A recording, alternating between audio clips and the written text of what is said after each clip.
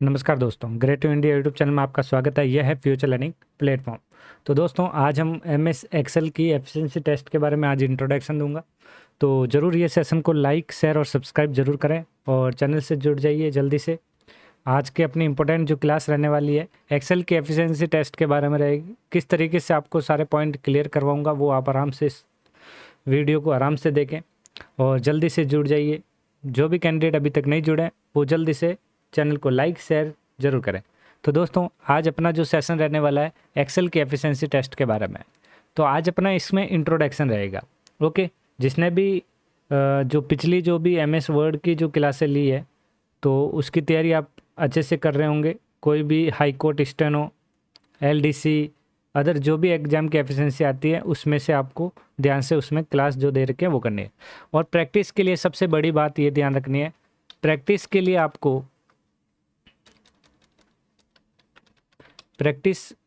आपको क्या करना है, आपको टेस्ट सीरीज ज्वाइन कर लेनी है। टेस्ट सीरीज ज्वाइन करनी है प्रैक्टिस के लिए, ये ध्यान रखें क्योंकि मैंने इंपॉर्टेंट जो भी टेस्ट सीरीज होती है आपको टाइम मैनेजमेंट के साथ आपको टेस्ट सीरीज करना वेरी इंपॉर्टेंट होता है एग्ज़ाम के लिए। ओके, तो आज अपने एमएस एक्सेल की एफिशिएंसी और उसी का इंट्रोडक्शन। सबसे पहली चीज़ आपको ध्यान रखना है, यहाँ पे एमएस एक्सेल के अंदर आपको यहाँ पे कैलकुलेशन के लिए, तो यहाँ पे सबसे पहला चीज़ एमएस एक्सेल का जो यूज़ होता है, किसके लिए होता है ये चीज़ ध्यान रखें, कैलकुलेशन के लिए। किस लिए होता है? कैलकुलेशन के लिए। फिर दूसरी बात, यहाँ पे एक्सेल है तो एक्सेल में आपको ध्यान रखना है कॉलम के बारे में और एक ध्यान रखना है आपको रॉ के बारे में कि भाई कॉलम क्या होता है, रॉ क्या होती है, वो चीज़ ध्यान रखनी है। तो एक्सेल में यहाँ पे मेन इंपॉर्टेंट वर्ड यहाँ पे ये चीज़ ध्यान रखना है, कॉलम और रॉ का ही कॉम्बिनेशन बहुत ज़रूरी होता है इसमें। तो कॉलम जो होते हैं वो कौन से होंगे, जो ए बी सी डी है, और रॉ जो होगी वो कौन सी है, 1 2 3 है। तो यहाँ पे ध्यान रखने वाली बात ये हो गई कि ए बी सी डी और 1 2 3 इसको क्या बोलते हैं वो ध्यान रखना है। तो देखिए, यहाँ पे हम देख सकते हैं कि भाई ए बी सी डी और 1 2 3 इन दोनों को क्या कहते हैं, इनको एक हेडिंग बार कहते हैं। क्या कहते हैं? Heading bar. जो आपको ये नज़र आ रही होगी, जो alphabet A B C D ये लिखे हुए हैं, ये एक हेडिंग बार है। जो ये एंड कहाँ पे होते हैं वो भी ध्यान रखना है, एक्स एफ डी पे। कहाँ पे एंड होते हैं? एक्स एफ डी पर।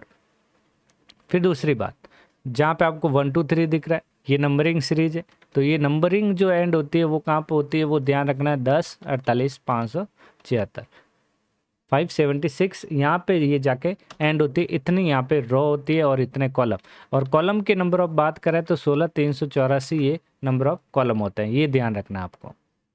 तो अब यहाँ पे महत्वपूर्ण इंपॉर्टेंट दूसरी चीज़ यहाँ पे क्या ध्यान रखनी है, देखिए। तो हमने यहाँ पे बात की कि भाई यहाँ पे कॉलम और रो को क्या ध्यान रखना है, कॉलम प्लस रो को, इन दोनों को जब ऐड करते हैं तो क्या बन जाता है, सेल बन जाता है। क्या बन जाता है? सेल। तो आपने देखिए यहाँ पे हम देख सकते हैं ये एक कॉलम हो गया, तो मैंने इसका कलर चेंज किया, तो यहाँ पे ये एक रो हो गई, तो यहाँ पे ये मैंने रो का कलर चेंज किया। ओके, तो ये बी सेंटर में जो बना इसी को क्या कहा जाता है, ध्यान रखना है, सेल कहा जाता है। क्या कहा जाता है? सेल। तो यहाँ पे ये जो है कॉलम को रिप्रेजेंट करता है और यहाँ पे ये रो को रिप्रेजेंट करता है और ये बीच में जो बना इस सेल को रिप्रेजेंट करता है। ओके, ये चीज़ आपको यहाँ पे इंपॉर्टेंट ध्यान रखनी है क्योंकि देखिए एक ही क्लास में इंट्रोडक्शन में आपको सारा क्लियर होगा, फिर हम इसकी एक्सरसाइज करेंगे, किस तरीके से क्वेश्चन आते हैं वो करेंगे। तो आज अपना सिर्फ इंट्रोडक्शन क्लास रहेगा। ओके, चलो आगे फिर क्या देखते हैं। देखिए, तो यहाँ पे कॉलम में आपको क्या बताया था, ए बी सी डी, और रॉ में क्या बताया था मैंने, 1 2 3 4। तो इन दोनों से मिलके क्या बन जाता है, ध्यान रखना है, सेल का क्या बन जाएगा, एड्रेस बन जाएगा। ओके, तो अल्फ़ाबेट और नंबरिंग से क्या बनता है, सेल का एड्रेस बनता है, और कॉलम और रो को जब ऐड करते हैं तो क्या बनता है, सेल बनता है। ओके, तो यहाँ पे हम सेल एड्रेस की बात करें, जैसे अल्फ़ाबेट का जैसे पहला ए ले लिया और यहाँ पे मैंने 5 ले लिया, तो ये जो A5 है पहले अल्फ़ाबेट आएगा फिर नंबर आएगा, तो इसी को क्या कहा जाता है, सेल एड्रेस कहा जाता है। ये इंपॉर्टेंट बात यहाँ पे ध्यान रखना है, और ये सबसे इंपॉर्टेंट रहता है सेल एड्रेस के बारे में। सेल एड्रेस कौन सा होता है ये चीज़ आपको ध्यान होनी चाहिए। ओके, सेल एड्रेस की जैसे ही बात हो जाती है, अब यहाँ पे हम जो बात करते हैं आगे, जैसे मैंने यहाँ पे A5 रेशियो का साइन और फिर A8 कर दिया, इस वाले को क्या कहेंगे वो अब आपको ध्यान रखना है। जैसे अभी अल्फ़ाबेट और 1 2 3 को जोड़ा तो सेल एड्रेस बना, जैसे A5 एक सेल एड्रेस था तो A8 भी एक सेल एड्रेस है। लेकिन इस कैटेगरी में आपको ध्यान रखना है, इसको रेंज कहा जाता है। क्या कहा जाता है? रेंज। तो यहाँ पे जो A5 जो होता है ये रिप्रेजेंट किसको करता है? ध्यान रखना है, A5 रिप्रेजेंट किसको करेगा? A5 रिप्रेजेंट करता है स्टार्टिंग सेल एड्रेस को। किसको करता है? स्टार्टिंग सेल एड्रेस को। और A8 जो होता है ये किसको रिप्रेजेंट करता है? ध्यान रखना है, ये एंडिंग सेल एड्रेस को करेगा। किसको करेगा? ध्यान रखना दोस्तों, एंडिंग सेल एड्रेस। स्टार्टिंग के बाद ये एंडिंग सेल एड्रेस को रिप्रेजेंट करता है।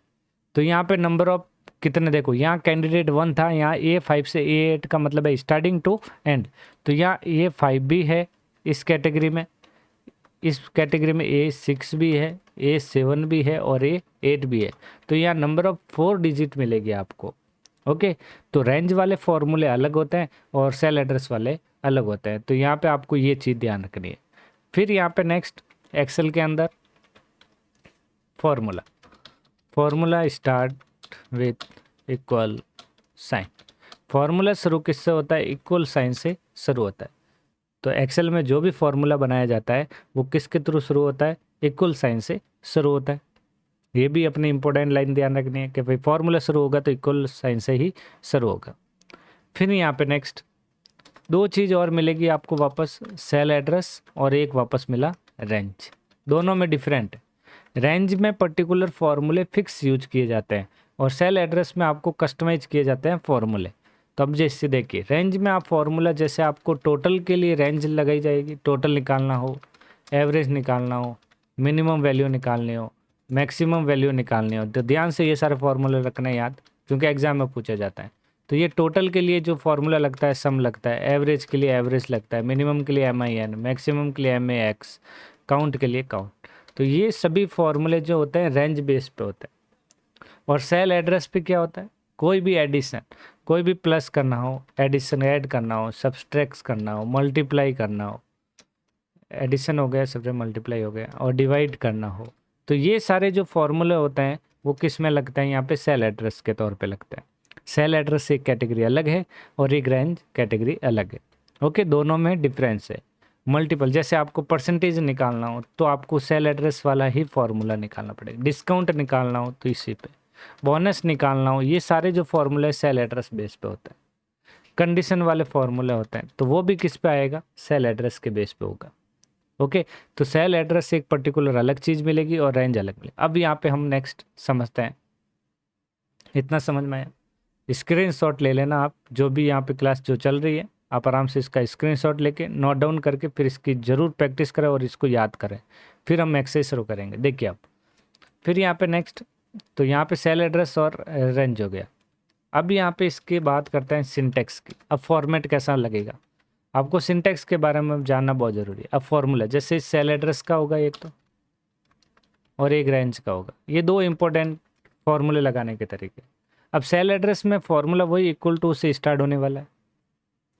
यहाँ पे क्या होता है? सेल एड्रेस से आएगा, फिर आप बोली प्लस माइनस मल्टीप्लाई डिवाइड, अपने अकॉर्डिंग जो भी कंडीशन है तो वापस जो भी सेल एड्रेस लेना है तो एड्रेस ले सकते हो। मतलब इस तरीके से सेल एड्रेस को रिप्रेजेंट किया जाता है। लेकिन रेंज कैटेगरी अलग हो जाती है जिसमें सिंटैक्स इक्वल टू लगेगा। हमेशा इसमें फॉर्मूले का नेम आएगा। क्या आएगा? फॉर्मूला नेम आएगा। फॉर्मूला नेम के बाद ब्रैकेट शुरू होगा और अंदर जो आएगी रेंज आएगी और ब्रैकेट बंद और एंटर। अब जैसे एग्जाम्पल दोनों का देखते हैं, एग्जाम्पल देख लेते हैं। एग्जाम्पल दोनों में कैसे इक्वल टू लगेगा? जैसे A5 प्लस करना है A8 तो ये एक सेल एड्रेस के थ्रू निकला, और रेंज के थ्रू यदि टोटल निकालनी है तो इक्वल टू लगेगा। सम लिखेंगे, ब्रैकेट शुरू, अंदर जैसे A5 रेशियो का साइन और A9, मतलब मल्टीपल एक से ज़्यादा होने पे हम A5 से A6, मतलब इसमें 5 है कंटेंट जो होते हैं वो एक साथ होंगे। तो ये दोनों में फ़र्क ये है, दोनों चीज़ आपको यहाँ पे ध्यान रखनी है। ओके, तो ये था अपना पूरा कंप्लीट नॉर्मल जो भी एग्ज़ाम के दृष्टि से जो पूछे जाते हैं। तो ये सारे सिंटैक्स, फॉर्मूले, सेल एड्रेस क्या होता है, ये सारी चीज़ें आपको, रेंज क्या होती है ध्यान रखना है, कॉलम क्या होता है, हेडिंग बार क्या होती है ये ध्यान रखना है। फिर हम इसकी टैब वाइज करेंगे, होम, इंसर्ट और पेज लेआउट जो एग्ज़ाम में पूछे जाते हैं। ओके, तो आज के लिए अभी ये क्लास मैं यहीं समाप्त करता हूँ। और फिर नेक्स्ट क्लास में जल्दी एक्सरसाइज लेके आएंगे। तो आज के लिए इतना ही। Thank you.